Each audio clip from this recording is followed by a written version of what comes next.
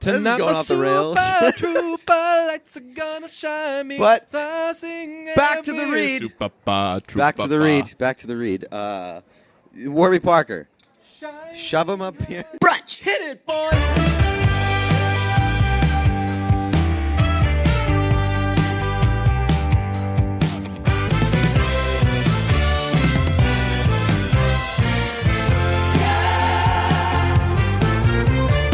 Mamma mia, here I go again. Mama, how can I resist ya? Come on, Pete. Mamma mia. It's not as cool. I did the stupid guy thing, which is sing it an octave lower, because that's like a guy. That's like a toxic masculinity. That's a fragile masculinity thing. Well, I mean, if you hadn't said anything, I would have never noticed because you're the music nerd on this podcast. You couldn't tell if that's lower than how she sings it? Mamma mia, here I go again. Mama. That's how it is. Yeah, that sounds better.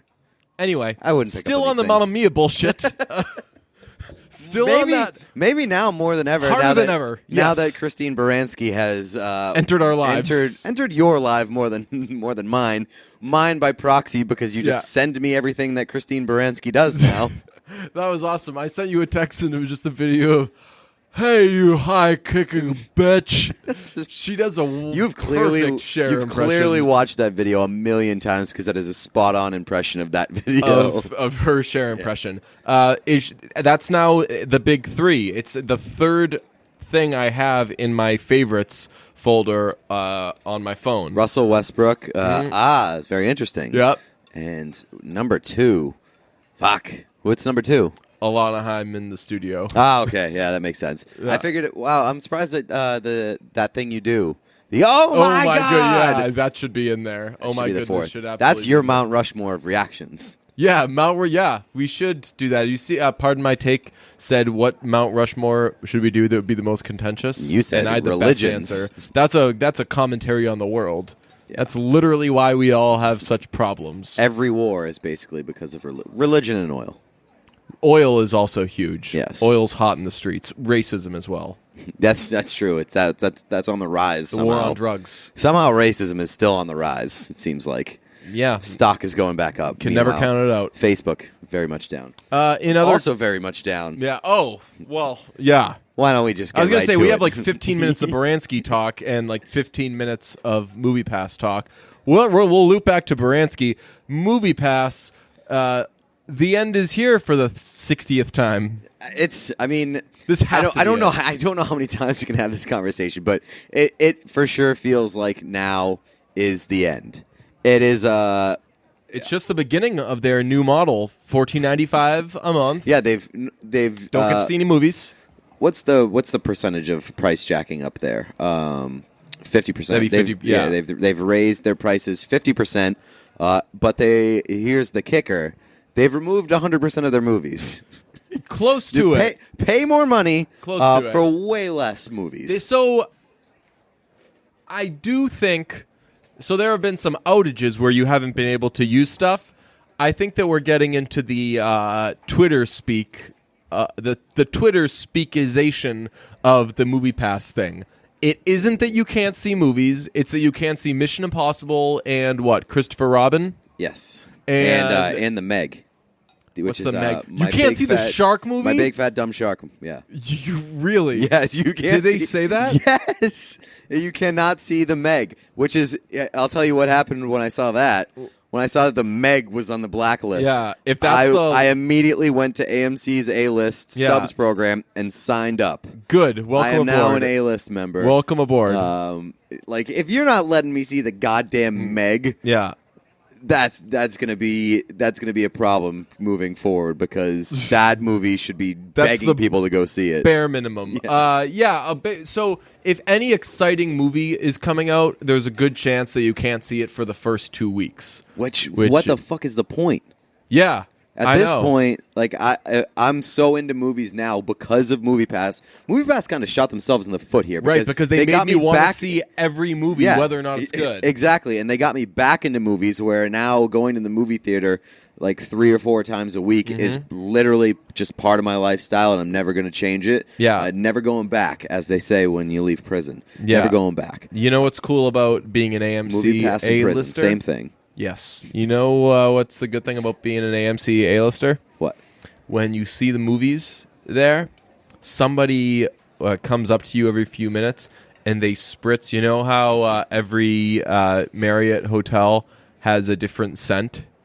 No. Did you know that? No. Like JW has a certain scent. All the Fairfield Inn has a different scent. They all have different that's cigarette scents. smoke. No, you can't make that joke about Marriott's. I've never been to a Fairfield Inn, but it sounds pretty fucking shitty. No, Marriott doesn't basically anything that has inn at the end of it. That is true. I did stay at a Holiday Inn in Portland this weekend. And you can't even make. And it wasn't that bad. I did stay in at a Holiday Inn Express last night. Although Holiday Inn's better than Holiday Inn Express. Is it? I know a sneaky good amount about hotels. Yeah, but each Marriott type of hotel has a different smell. It's fucking weird. But it's cool because when you walk into a good one, when you walk into a JW, you get. It's like a cucumber type of smell. Do they make the shittier sort of lower rung hotel smell worse? Smell like trash. Yeah. So it's like I would stay there to save some money, but I don't want to smell. Wet garbage. They just I'm not being a shill for them. They just don't have bad hotels, unfortunately. Unfortunately, unfortunately for who? They have sense for their hotels, so that should show you that they're trying to do a pretty good job. But yeah, if you're an A-list member, they spray the JW cucumber smell around you, and you just feel like you're doing a little better than everybody else. Even though that's not like being an A-list member, they should change the name because it's really not a prestigious thing. No, it's what poor people should do, not rich people. But they want you to feel prestigious. That's the point of having a rewards program. Yeah, you want to feel special. I'll tell you what the best reward is. Came to my attention this weekend. The AMC app has RunPee, which built into it. One of our listeners actually told us about this, which is that's a person who knows the brand. Yeah, because I was really struggling since RunPee shut down their mobile site. So you could only use it on the app, and you could only use the app if you bought P coins, and it was such a shitty app that I would try anything I could to get P coins. I would do a lot of things for a P coin, and I couldn't get a fucking P coin. Let me get some P coins. Yeah, I could not get a P coin, and I'm just sitting there fucking peeing in my pants. That's you miss just as much of a movie if you piss your pants during the movie than you would if you got up and went to the bathroom, because you gotta you pee and then people are like, "Hey, are you peeing?" And then you're like, "Shh, shut up in the movie theater." It's already hard enough to listen over the sound of my pee. I don't need you talking too. Yeah, didn't you see the thing before the movie when it said "Don't talk in the theater"? Get off! What are you calling the police? Get off your cell phone in the movie theater. You see what this fucker is doing? Didn't say no peeing in the movie theater. Just said no phones. It's a real pissing contest between you and that person, and you're winning because you're peeing. Well, actually, no, they win because by the time it starts, you don't have as much pee because you just peed in the movie. That was a good riff on RunPee. Good job. That was the best in-theater movie joke since Active Rat. Active Rat was a classic. R.I.P. So they have RunPee, which I didn't think about it until we found that out this weekend. But MoviePass sort of missed out on I guess MoviePass features. Yeah, it didn't need to make themselves more attractive to anybody. Right. They just needed to find out a way to make money, and they've not done a great job of that. I did see that the AMC program massive spikes since the MoviePass stuff started happening, and I'm assuming that it's only getting better for AMC at this point because all the MoviePass stuff that's come out recently has been terrible. I mean, they've had outages, but the amount of outages that they've had in the last week is they cannot be taken seriously. Right, I don't know how your reputation ever recovers from this unless you get a new CEO, unless you do a lot of things. And did you get the email from the CEO? Yeah. It was like, yo, I know a lot of shitty things have been going down, and you probably want to know, hey, what the hell's going on? Talk to you later. The MoviePass CEO. And you're like, okay. Thanks. It was a release that made nobody feel better about the direction of this. I get it. Talk to you Monday. Talk to you later. the MoviePass CEO. But I don't know. I'm still very happy I've been along for this ride because it's been entertaining. If you want proof as to how dumb some of the shit the Ringer does is, some Ringer account tweeted out, did you ever have MoviePass? Or did you ever sign up for MoviePass? And the options were yes, and I've loved it. Yes, and I wish I hadn't. No, I wish I had. And no, and I'm glad I didn't. And the number one answer was no, and I'm glad I didn't. What? Like, what so do you have to fucking lose? enjoyed losing money, you dumb bitch? What do you have to lose? I get like the embarrassment that MoviePass has gone through over the past couple of weeks, but it's been a very like unique situation in the fact that none of their customers have been hurt by anything that's happened. Yeah, we've never been like, MoviePass is acting up, but it's never been like, man, MoviePass is really burning a hole in my pocket.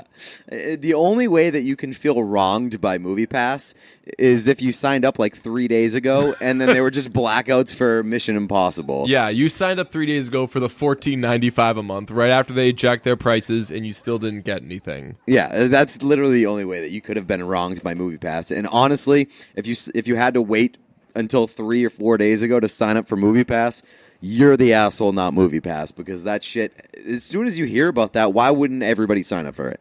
If you go to the movies, even consider going to the movies once a month, then it was the move. So I think that this is going to be probably one of our last MoviePass updates. You would never know. I know that they have an uncanny ability to just stay alive just against all odds. I'm already making the GIF of like Tommy Lasorda of apps. Yeah, I'm going to make the GIF of the middle-aged man who's participating in wrestling, and he's lying down, and you think that he's dead because of how old he is, and then he sticks his arm up, and then he gets up, and then he sits up. That guy? The Undertaker? Is that the Undertaker? The Undertaker is the one where he's lying on the canvas, and then he just like the entire top of his half of his body just comes up in like a straight right angle. Yeah, that's what so as soon as MoviePass closes down, I'm going to make a GIF that's like MoviePass once they can find anyone to give him $10 million, and then it's just going to be like MoviePass sits up. I do love the fact that they asked for like $5 million. They won't quit. No, they asked. I think that they got $5 million, and then they ran out in like 3 seconds. Yeah, they're the person who like. It is a tough weekend. They're playing poker, and it's $20 to buy in. So they play, they lose, and they're like, you know what, fuck it, I'm buying back in.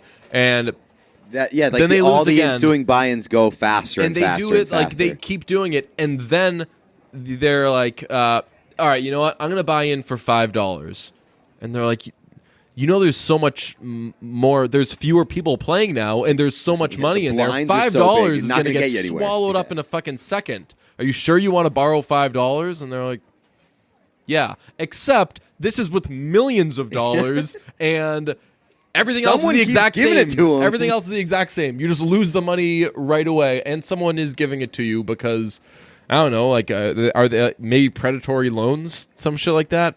I don't know. MoviePass is bad enough with money that nothing would surprise me. Quick little update on our guy, Henry Cavill. I saw this week that he might be in the running to be the next James Bond. And I might be on board with that because I am on board with that. That'd be pretty great. Yeah. Henry Cavill as James Bond would be unbelievable. My first thought when I heard that was, would they ever cast an American as James Bond? And then my second thought was, let me go to Google. And then my third thought was, holy shit, had no idea that Henry Cavill was British. What? Wait, what? You didn't? No. I was wondering where you're going with the American thing. Yeah, like I thought, I was like, that's weird. I wouldn't consider him ever a possibility for James Bond because he's American. Yeah. And didn't realize that he was British. Oh, man, how do you see that face and not know that he's British? Because he speaks in an American accent and everything that I've seen him in. You got a bad Britdar, bro. Britdar? Yeah, up your Britdar game. I had no idea. My bigger question is, would they allow a James Bond with facial hair? Because they're always clean shaven. I fucking hope so. When I say always, I've only seen like 2 fucking James Bond movies. I think they had the same discussion on Lights Camera Barstool last week. With like, would they give him the face? Yeah. And I think they all agreed that he should have the facial hair. I don't know if they would allow it, but again, they've sort of been going in different They went to directions. a blonde Bond. Yeah. Yeah. I think maybe just mustache rather than the beard, because he looks great with just the mustache. Yeah. And I think that's his best look. Yeah. Even though the scruff is pretty good, too. Also, during that Lights, Camera, Barstool discussion, Ken Jack said that Miles Teller was too ugly to be Batman. I agree with that. Are you serious? Yes. No way. And I obviously love Miles Teller. I think that he's a very attractive dude. He's not classically handsome. He's like, Bruce Wayne has to be like very clean. Like, I didn't think that Ben Affleck was a good Batman for that reason. Handsome reasons? Yeah. I mean, Ben Affleck is pretty, I guess he's like generically handsome, but like he is like older Ben Affleck is more handsome or more appealing, I think, than most guys his age. Like him and John Hamm. John Hamm would have been a great Batman. Yeah. But I do think that like Miles Teller, I feel like John Hamm would like get drunk and crash the Batmobile.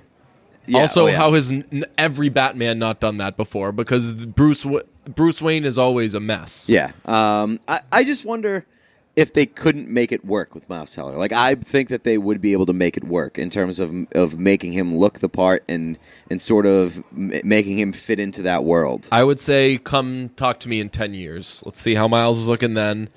I think he's a little... But do you even want a Batman that's that old, like another fucking Ben Affleck?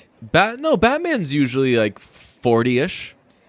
You think? Right? Really? Yeah, I think so. Like, how old was Michael Keaton? That's true. George Clooney was probably... George Clooney was like 90. Yeah. Yeah, I guess you're right. I think it's called Batman, Pete. They're going younger, though, with these Bad guys. Boy. Like, Henry Cavill... as bad as he is as Superman, like he didn't do it for me as Superman. That's because Superman, I think, is kind of stupid. Yeah, it's kind of boring. I'm a man, but I'm super. We need like a get out of here, dork. Go back to your fucking. They would never do it freak. because comic book heroes would fucking lose their shit, or comic book fans would lose their shit if you like ever made a change to Superman. I feel like, but I mean. Henry Cavill, if he were to be cast as James Bond, being James Bond and Superman would be an unbelievable accomplishment. But that actually happens a lot, though. I can't think of any examples, but hasn't that happened where people have been in like multiple superhero movies as different people? Yeah. Well, I mean, Josh Brolin was just the guy, the villain from Avengers. He was Thanos, and he was also the villain or anti-hero in Deadpool 2. I was... those came out like back-to-back weeks. I was watching... we're talking comic books, so DJ has nothing to say. Shut the fuck up about the comic books. I was watching season 1 of Master of None recently, just because why not? That show's good.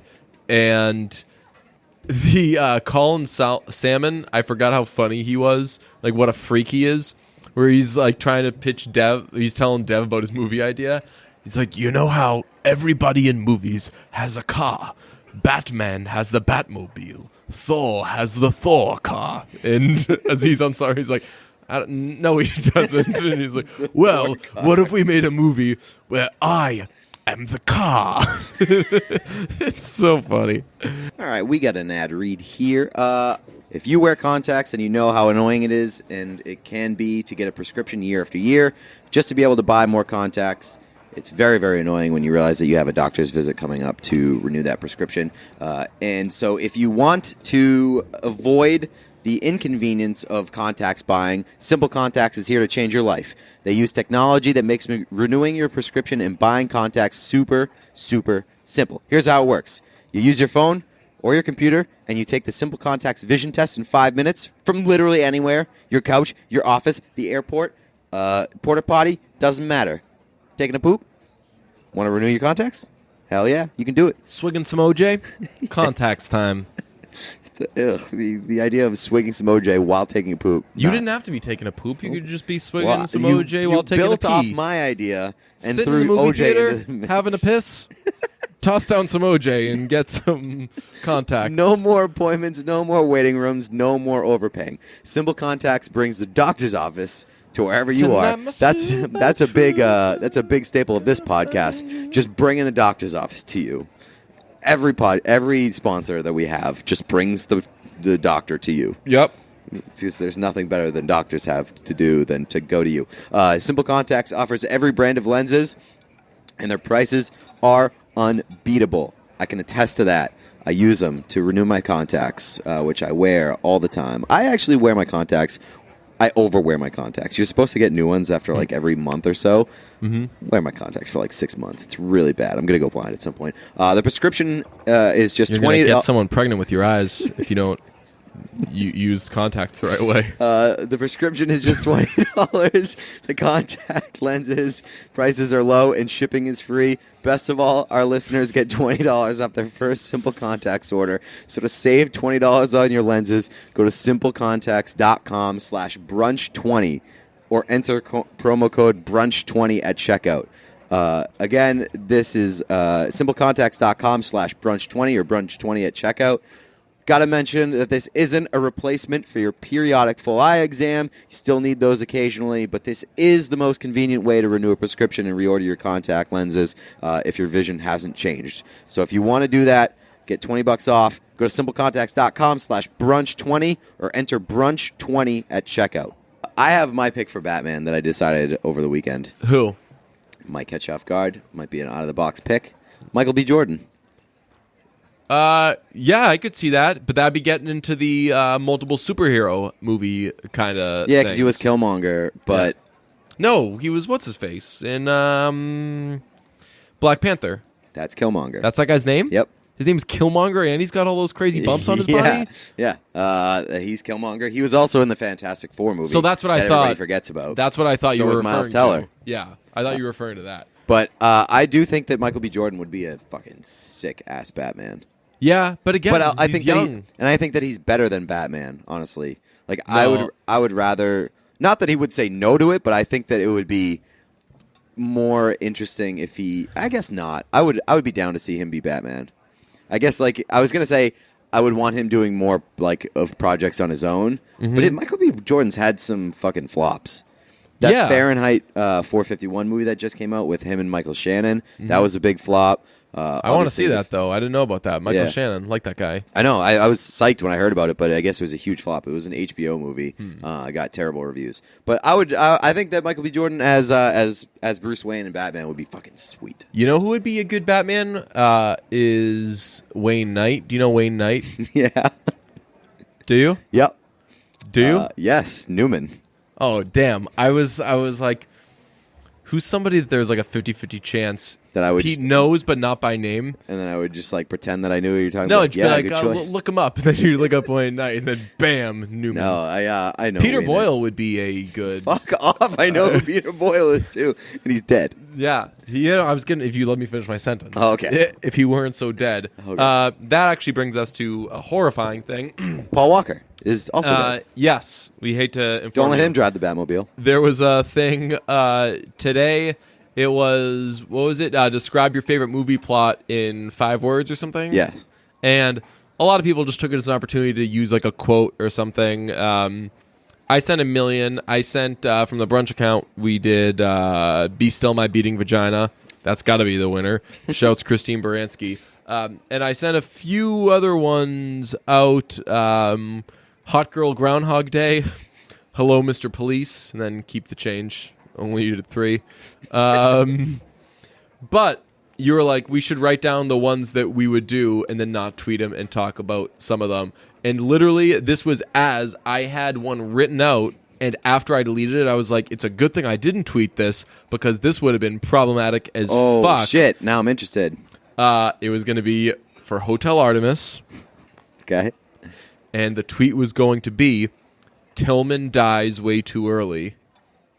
Oh, Pat Tillman. That is probably that is not that would not have been good because who the fuck would have gotten what I was talking about and not immediately saw Tillman dies and been like, yes, he did die too early, and you don't want to be such a dick about it, you punk. People will be like, oh, your favorite movie is the Pat Tillman documentary? Of course, you liberal cuck. Yeah. Your favorite movie is just footage of 9/11 on YouTube? He didn't die in 9/11. No, but that's why he signed up. Right. I was going to say that. He did. Yep. He could have gotten a nice contract from the Rams and said, nope, I'm going to go fight for my country. Yep. Is it the Rams trying to sign Pat Tillman? Yep. He played for the Cardinals, and then he was a free agent, and the Rams Which is wild. Didn't offered him more money, and he took less to stay with the Cardinals, and then he took even less from the U.S. Army. Yeah. Nice. Rest in peace. In all seriousness, that guy was the fucking tits. Yeah. He was great. So didn't send that tweet. Good thing. On a better note, the reason why I said that was because I was going to. The reason why I pitched the idea was because I was going to respond to your one about Happy Death Day, which was what was it? Hot Girl Groundhog Day. Groundhog Day. I was gonna respond with something like, love to mock death people. And and now it's like, what time are you party?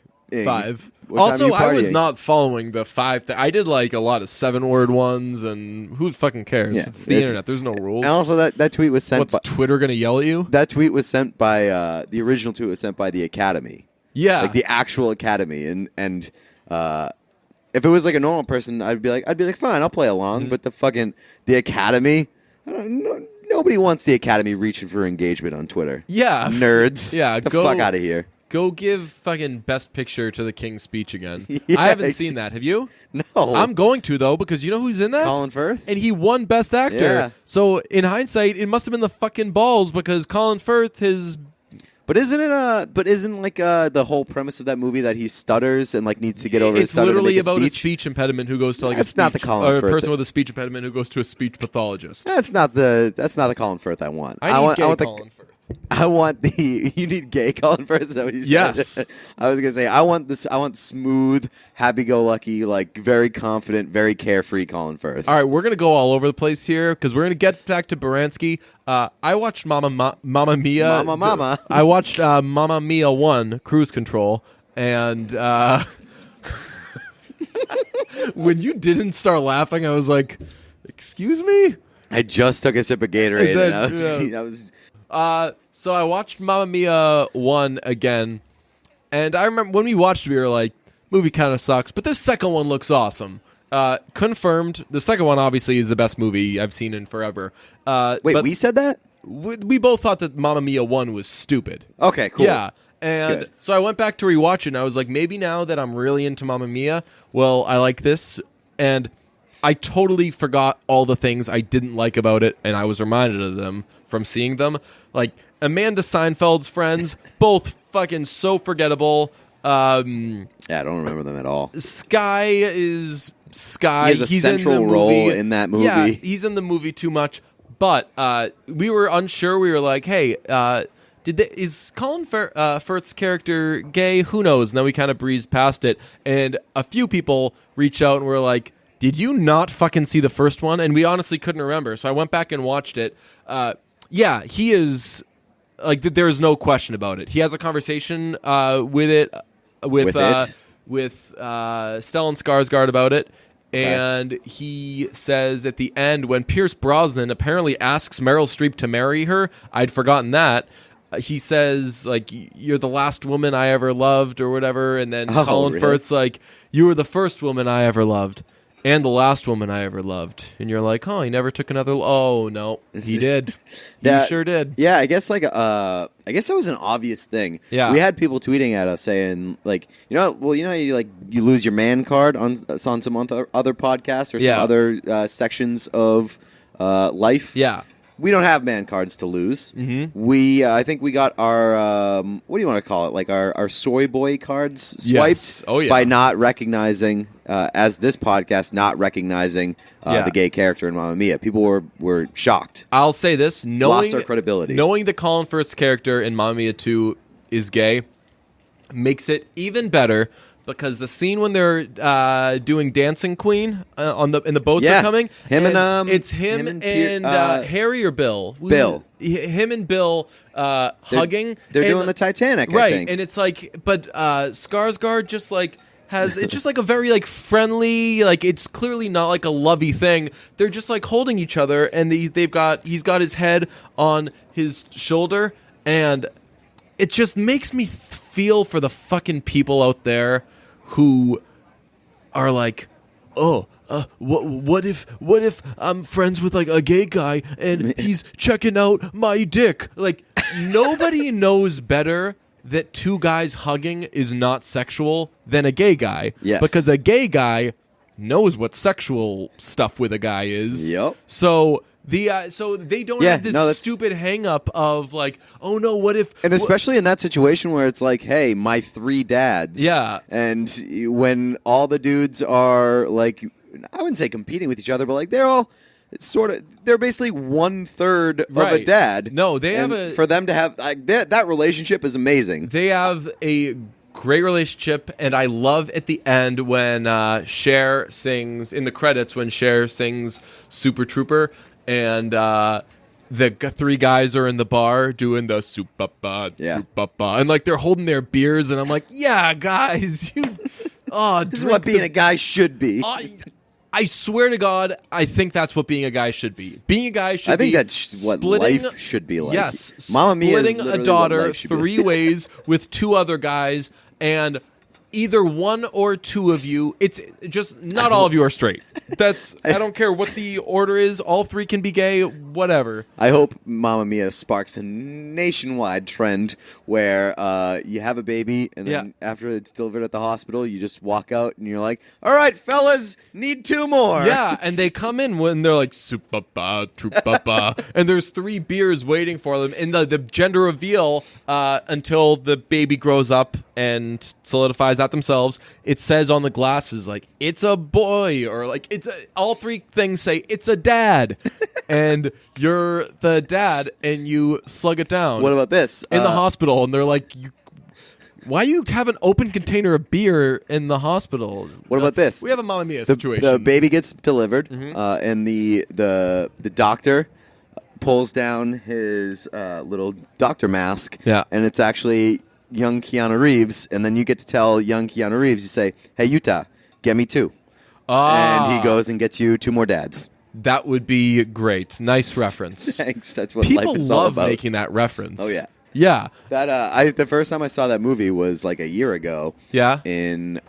Or actually earlier this year in a bar on St. Patrick's Day, and it was called St. Patrick Swayze Day. Ah, pretty cool. I have a friend who has a cat named Patrick Swayze. That's not as cool. That's way cooler. No, it's not. Are you kidding me? It's not as cool as my story. It's cooler than cooler than both of those things is Thanksgiving. Thanksgiving. Yeah. Is that from Breaking Bad? No, it's a thing. Tom Hanks. Yeah. The Harvard movie theater did with just all that Hanks is fucking movies. amazing. That's where I saw That Thing You Do. That was the best while drinking some suds. Got to talk to my good peoples about Warby Parker real quick. Great glasses from that company. The glasses of choice for this guy. Mm-hmm. If you want to try out Warby Parker for yourself, grab their free home try-on program. They send you a kit of 5 pairs of glasses, and you can try them on for 5 days. There's absolutely no obligation to buy. It ships free, and it includes a prepaid return shipping label. Prepaid. They pay for it for you. That's how I got my great pair of tortoiseshell glasses that I wear frequently. Tortoiseshell. So if you want your free home try-ons, head to warbyparker.com/brunch. The glasses start at $95. They include prescription lenses. Lenses include anti-glare and anti-scratch coatings. For every pair that you buy, a pair is distributed to someone in need, which is very cool. And if you have the iPhone X, make sure to download Warby Parker's app, where you can use their brand new feature called Find Your Fit. Find Your Fit uses the iPhone X's true depth camera to map and measure key facial features using key measurements. Find Your Fit recommends approximately 12, that's 1 dozen, Warby Parker frames that are likely to be the best fit for your face. The process is seamless and takes only a few seconds, so download the Warby Parker app or go to warbyparker.com/brunch to order your free home try-on kit today. Warby Parker. That's warbyparker.com/brunch. warbyparker.com. Brought to you by warbyparker.com. You know that guy? You know who that is? That's the guy from Coors Light Six-Pack.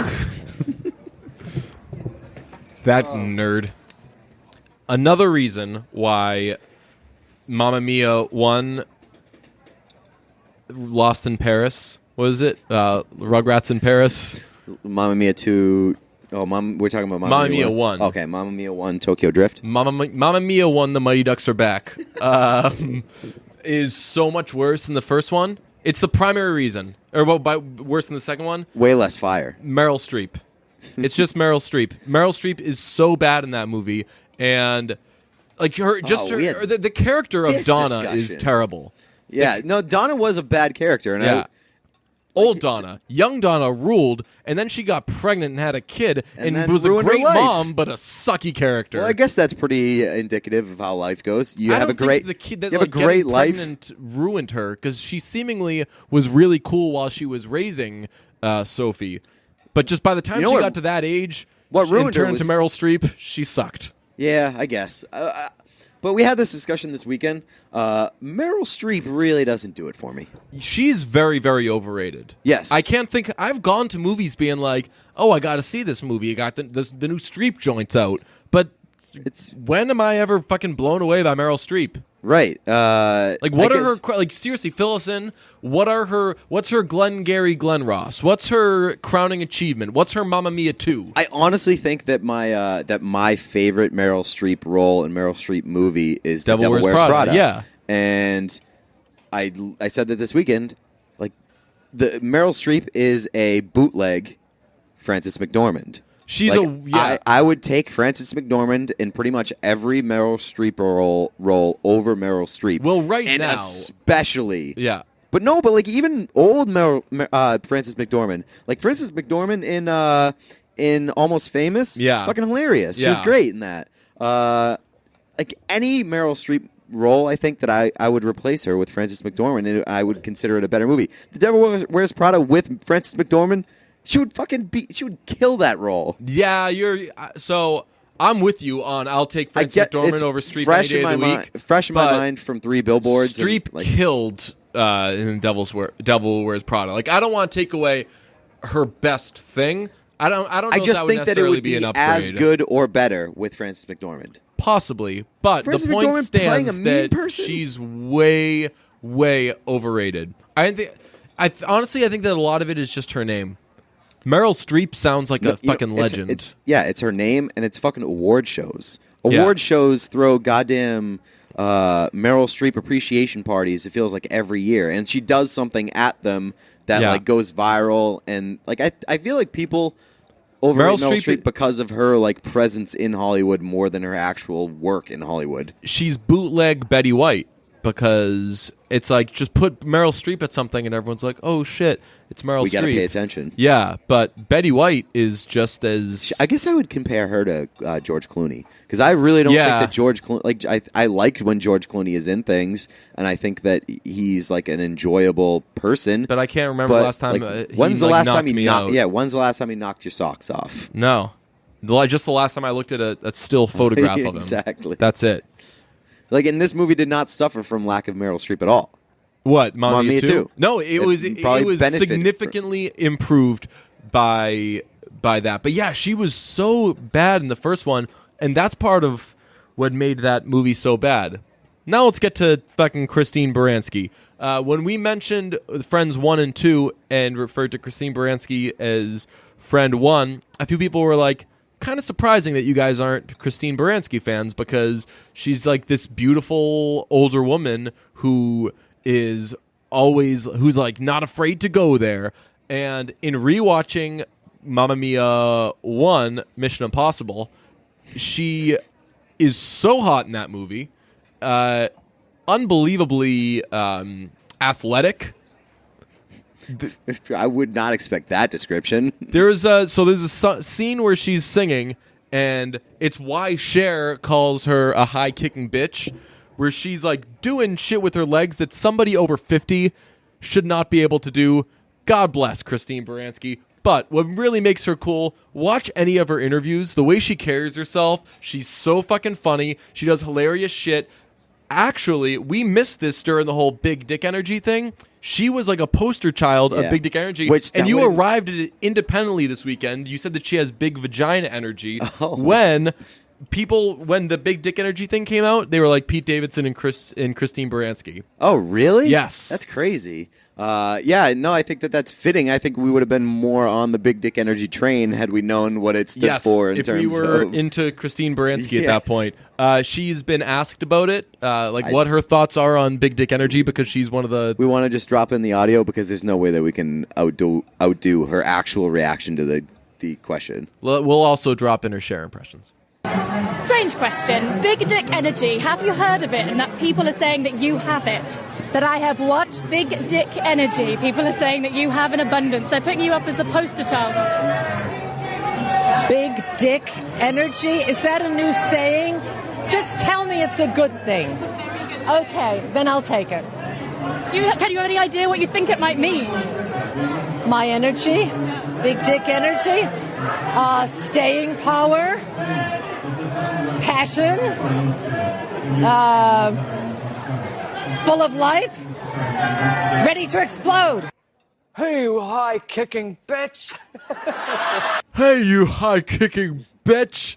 The worst thing about Christine Baranski, I just went to her Wikipedia page. She resides in Connecticut, United States of America. I think that she looks like she's been Connecticut her whole damn life. Buffalo, New York is where she was born. I knew that she was from Buffalo because when she was telling her story about saying to Cher that she looked up to her. So when I was in Buffalo, New York, and I was just a kid with bad skin, I thought you were the coolest. And she responded, we didn't know that we were going to be famous. She's so fucking cool. I love Christine Baranski. I'm getting there for sure. You're babe too. You're throwing the coal in the engine for me. Yeah, and just making sure that there's no way that I can go the rest of the summer without thinking that Christine Baranski is the best. Jeff texted me and was like, "So what's going on with this whole Christine Baranski thing? She's great. Did you not know who Christine Baranski was? How the fuck did these people know how good she is? Like, my mom was like, "Oh, Christine Baranski, she's fantastic, David." That's not how my mom talks. I guess she's like a big Broadway person. Yes. Okay. So she's like If you follow the account Baranski Things, as I do, it's just an account of pictures of Christine Baranski doing things.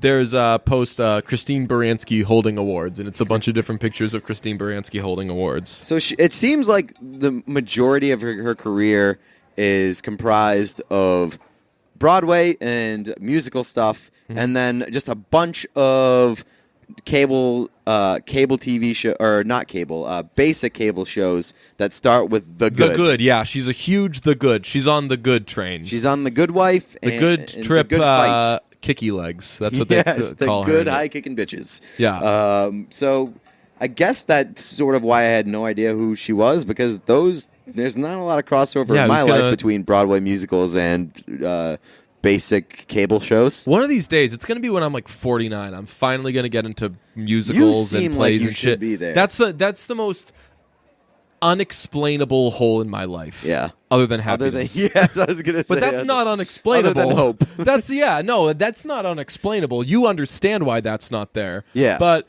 I have no idea. I would imagine that you use Broadway head. to try to solve your lack of happiness, and just you would never get there, but you would enjoy Broadway in the process. Every person I know who lives anywhere in New York, with various different interests and various different personalities, to a person, all of them love Broadway. Like, I can't think of a person who doesn't like Broadway, and I don't dislike it, but I've just never gotten into it. And I know I took a long time to really get into the Beatles. It's just one of those things that I'm like, I know I'm going to like this, and I haven't done it yet. Okay, that's fair, I feel like. Oh, and lastly, on Christine Baranski, when were Donna and the Dynamos ever supposed to have been a group? Yeah, that they don't really explain that, because they refer to themselves as this group in high school or were they graduating college? In which one? The first university? In the beginning of the second one. That seemed like university. Same. I thought so as well. So, but they were still going to school and shit, and they weren't Natalie Portmaning it. They were like not famous people. And then, but were they like a famous? I don't know if they ever made it famous in number one. Like I feel like that's a thing where like they could have felt famous because people around campus knew who they were. And like that sort of would have been corroborated by the opening scene in Mamma Mia 2 where everybody dances with them and basically does that whole thing. Like they're that basically their college's a cappella group. Right, yes. But like except people except people like heard them sing and were like, "Yeah, how can I participate? I'll sing along." Everybody say, "Woo, hey." Which doesn't happen in real life. Oh, no, also not true. Also really? Not true. People just sing along with a cappella groups. Oh no, not sung along with, but participate. They're not as like reviled as I think they were in probably everything pre-Glee. Okay. It actually, unfortunately, became cool for a little bit, and it probably still is. Who knows? So yeah, like I feel like it could be a situation where. They felt popular in their own little world, but they were never famous or anything. Yeah, but they would sing all day and whoop all night. We still only got one scene of that in terms of seeing them put on a show as the Donna and the Dynamos. They put on enough of a show to get a bunch of kids to leave college before graduating, like 5 minutes before graduating. I guess that implies that they had a lot of pull. They at had that school. A lot of influence. Yes. They were like, you can either just not ride away on a bike and then you get to make this much more money per year, or we're going to do When I Kiss the Teacher right now, and it's going to bang. And you don't want to miss the either in or you're out. Yeah. And everyone was like, well, we're not going to be the square that fucking sits here and graduates. Let's get on these bicycles that are somehow waiting for us. Yeah, that's a good point by you. Honestly, I've got a lot of Mamma Mia points. I feel like that might be a next step. Is Donna and the Dynamos movie? That would be great. And you know what? Use the people who played young Friend 1 and Friend 2. They were both great. Both great. Yeah. And make sure that Friend 1 has the exact same haircut for her entire life. For her whole life. Her entire life. Yes. I hope that they show a birthing scene. Yeah. And she comes out of the womb and has the bob. Yes. And then Keanu Reeves pulls down his doctor's mask and says, "What is something? 2? What does he say? Utah, get me 2. Utah, get me 2 more dads. Yeah." 2 more friends, and it's Donna and Friend 2. Shit! Big twist! Oh man! Ooh, that's $1 million. We gotta get this down. We gotta get this down. All right, we're ending the podcast. Start writing our screenplay for Mamma Mia 3. Here we climb this flaming skyscraper. Mama 3. I kissed a teacher once I grew up, and at least one of my dads is gay. And DJ and Pete to finish your stamps.com.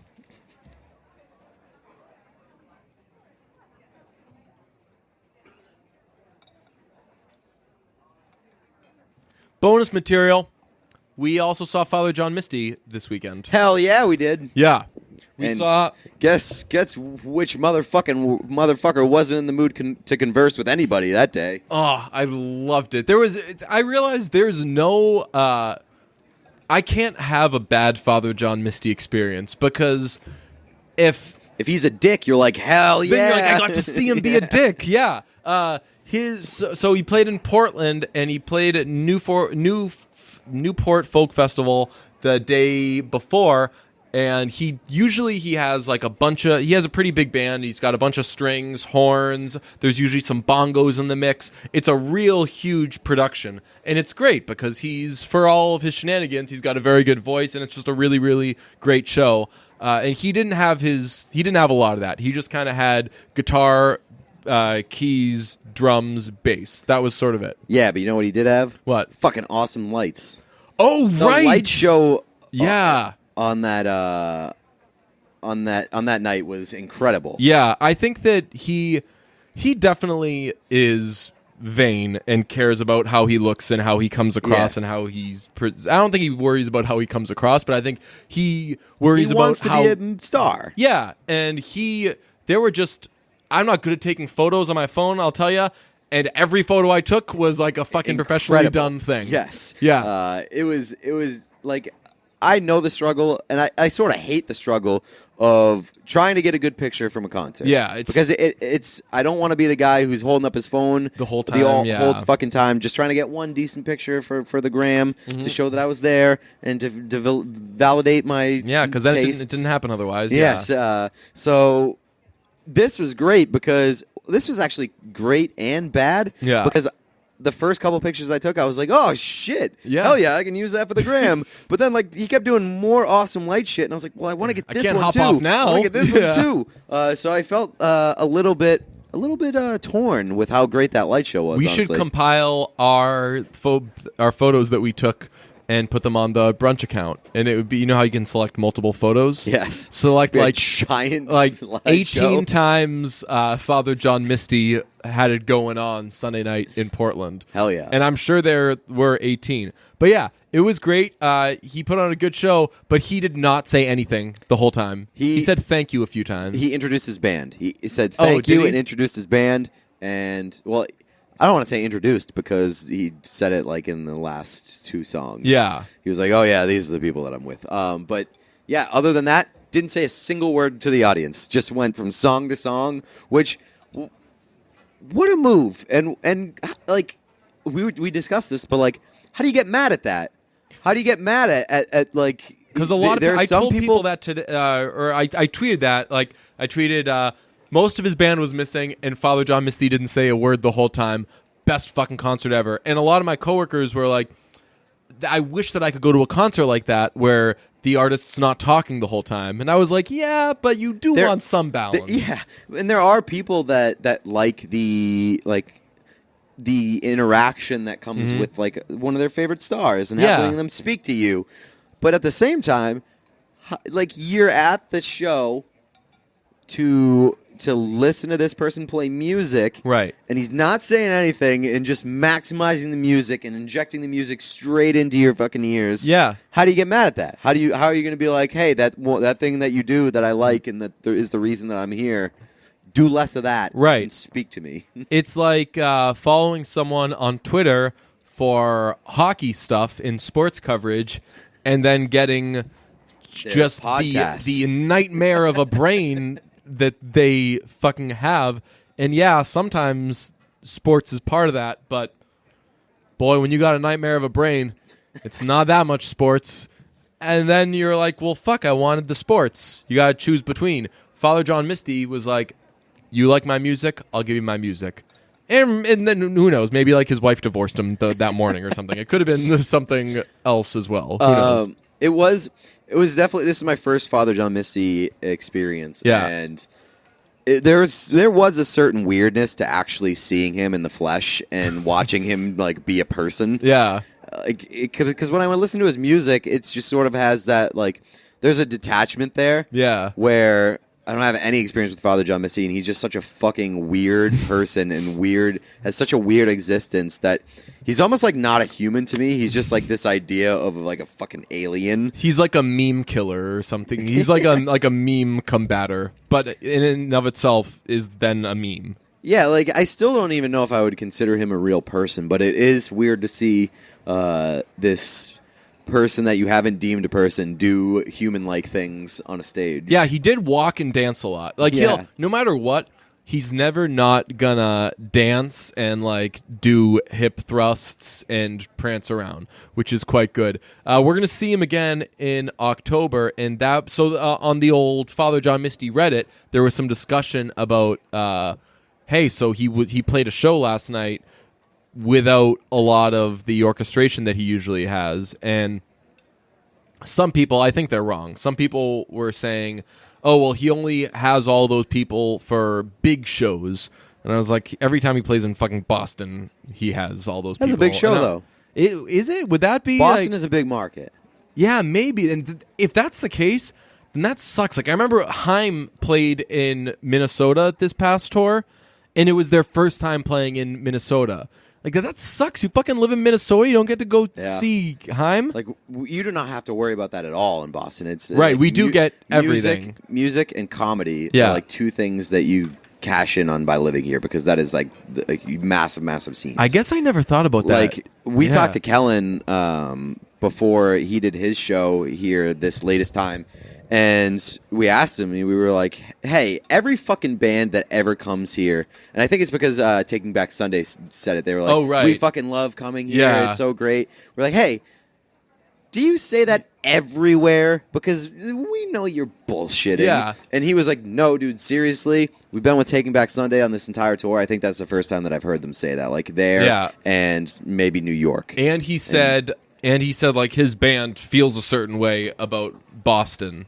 Yeah. Like, he was like, Boston, for some reason, when we headline, like, we can always sell out multiple nights, and that's fucking cool. Like, I mean, Boston, obviously, it has a lot of music. It has a lot of students, so that's probably half the battle, because people who are, like, 18 to 30, say, are usually your most active concert goers, so that's probably going to help a lot. But I don't know, I think that's...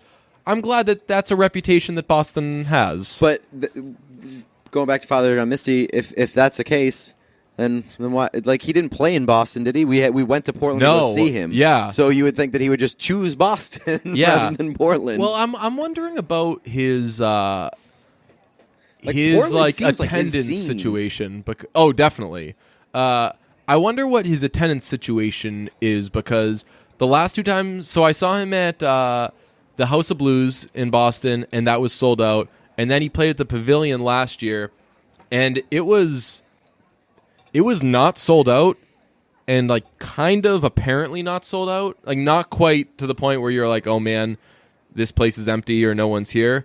But you were like, yeah, there are some seats in the back. So I wonder if he was like, I'll just skip Boston this time around. Yeah, but there's venues of like every size around here. Yeah, that's true. Yeah, you don't have that excuse in Boston. You can play anywhere. Yeah. But maybe it was like a case of it just being a summer thing where he wanted to play outside, sort of on a cool place. And I mean, the Thompson's what did you Point, think of Thompson's Point? Thompson's Point was great. Yeah, really, it was really very, cool. very cool.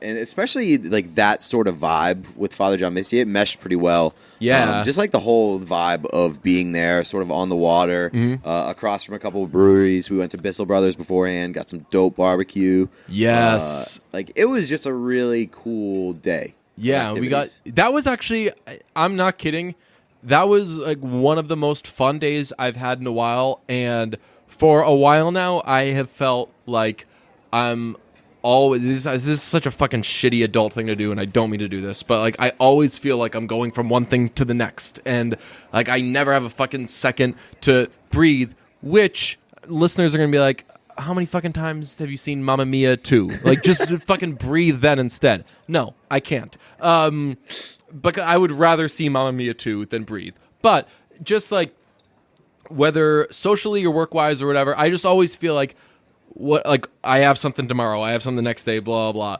And the past few weekends have been especially busy, and I saw Taylor Swift the day before this, and you were talking about that you wanted to skip Taylor Swift. I honestly wanted to get out of Taylor Swift because I was like, the last thing I fucking want is to be in either like a bad mood on Sunday, and like, because that was the day that I had circled for a while. I was like, that's gonna be super fun. We're all gonna go. We're gonna drink beer all day and then see Father John Misty. I literally cannot, at one of my favorite venues, I cannot.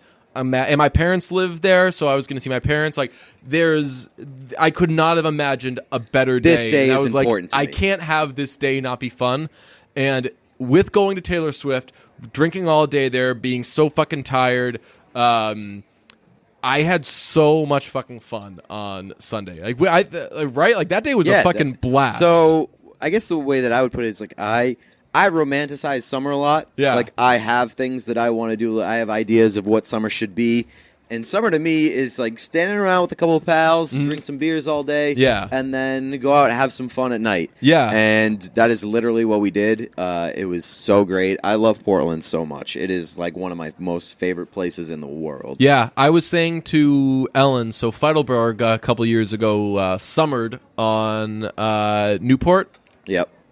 And I was like, I just want to fucking do that. In the summer, I just want to fucking rent a place in Portland. Yeah. Wouldn't that be the best? Yep. Just spend all your weekends just eating not fucking... not having to go somewhere to go somewhere. Right, yeah. Like, that's a lyric right there. Yeah, baby. Portland is just literally like the fucking best place on earth. I love it so much. And Southern folks, we're gonna be in Atlanta soon. Not interested in seeing anybody, but we're gonna have a little trip coming up, and that's gonna be a lot of fun because we're gonna just be able to have fun days and do the same thing. Drink beers during the day. This feels like when comedians have podcasts and like, hey, coming up, we've got shows in Atlanta. Mm-hmm. We've got shows. Instead, we're just giving our personal schedules. No, but we do have. Like, hey, coming up tomorrow, I'll be going to work. We do have a show in Atlanta. Yeah. Like, we get to actually say that and be technically correct. Oh, right. Yeah, that's true. We've got a show coming up in Atlanta. Yep. We've got a show coming up in Austin, Texas. Yes. And we've got a show coming Austin's up gonna rule. in my mom's basement. Yeah, we've got a lot of those. I don't know if you've seen the tour shirts. Pretty busy schedule coming up for these guys, the Traveling Boys of Podcasting.